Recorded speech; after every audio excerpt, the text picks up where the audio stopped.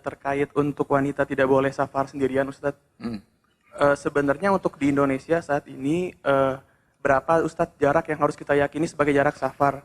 Karena kita, kalau yang saya dengar di beberapa negara Timur Tengah itu ada yang hanya 10 kilo itu udah safar.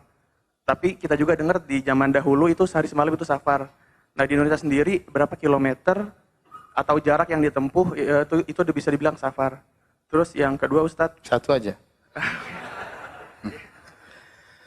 Yang pertama, mengenai jarak safar ya. Jarak safar ini ada dua madhab di kalangan para ulama secara umum. Madhab yang menganggap jarak safar ditentukan dengan ukuran. Ini madhab jumhur ulama ya. Madhab yang kedua menganggap jarak safar ditentukan dengan urf. Dan ini yang dipilih oleh Zahiriyah dan dipilih oleh Ibnu Taimiyah, dipilih oleh Ibnu Utsaimin dan gurunya Abdurrahman bin Nasir As-Sa'di rahimahumullahu taala. Adapun madhab yang pertama dan madhab jumhur ini lebih hati-hati, bahwasanya jarak safar adalah jarak sehari semalam perjalanan, dan dalilnya adalah kata Nabi sallallahu alaihi wasallam, la yahillu li imra'atin tu'minu billahi wal yaumil akhir an tusafira masirata yaumin wa lailah illa wa ma'aha dhu mahram.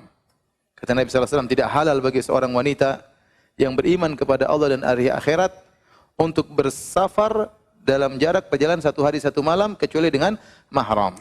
Maka hadis ini nas tegas bahwasanya perjalanan sehari semalam itu adalah apa? Safar, dan itu jaraknya sekitar 80 km. Apalagi lebih daripada itu. Adapun kalau kurang dari perjalanan sehari semalam, inilah mahalul ijtihad. Inilah ijtihad, apakah 60 kilo, 50 kilo termasuk safar atau tidak? Inilah terkadang masalah urf ini terkadang masuk. Tetapi kalau pendapat jumhur, di atas 80 maka itu safar, di bawah 80 maka bukan apa? Safar. Ya. Adapun tadi pernyataan bahwasanya di sebagian negara Timur Tengah 10 kilo sudah dianggap safar, ya. Itu cuma di Oman. Di negeri apa? Oman, ya. Mereka punya mazhab sendiri, ya. 11 kilo dianggap apa? Safar. Sampai-sampai setiap masjid pasti ada orang jamak. Karena kalau anak mau safar, anak dari rumah ke Al-Fatah sudah musafir. Karena jarak rumah dari Masjid Al-Fatah lebih daripada 11 kilo. Kalau 11 kilo sudah dianggap safar, tiap hari kita safar. Dan itu benar, waktu saya sudah ke sana 2 kali, setiap masjid itu ada ditulis, sampai dibuat dibuat semacam kerucut 4, tulisnya zuhur atau asar, maghrib atau isya. Karena setiap masjid pasti ada apa? Pasti ada jamak, ya. Karena mereka menganggap mereka musafir. Namun itu dalilnya tidak ada, ya. Yang benar mazhab Ahlussunnah 80 kilo ke atas itu safar, dan saya lebih condong pada, untuk hati-hati, lebih condong pada pendapat jumhur ulama. Jadi kalau kita berpergian misalnya dari Jakarta Timur ke Jakarta Selatan tidak sampai 80 km, maka itu bukan apa? Bukan safar. Maka jangan jamak dan juga jangan qasar, jangan mengqasar apa? Salat, ya. Dan mazhab yang kedua dilihat daripada urf. Meskipun belum sampai 80 kilo, tapi kalau urf memandang itu sudah safar, urf itu apa? Tradisi masyarakat secara umum. Urf masyarakat, bukan urf pribadi, tapi urf apa? Masyarakat.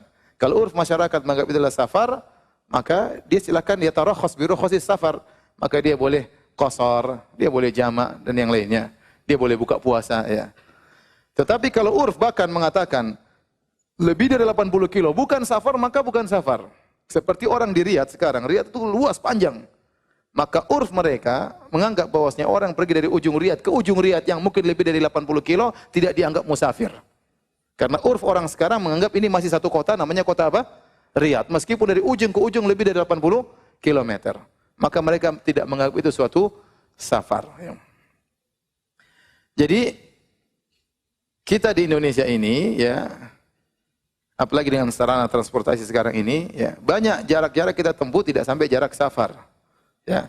Contohnya dari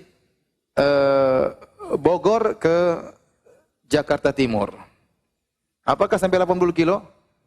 Tidak, ya. Apakah safar atau bukan?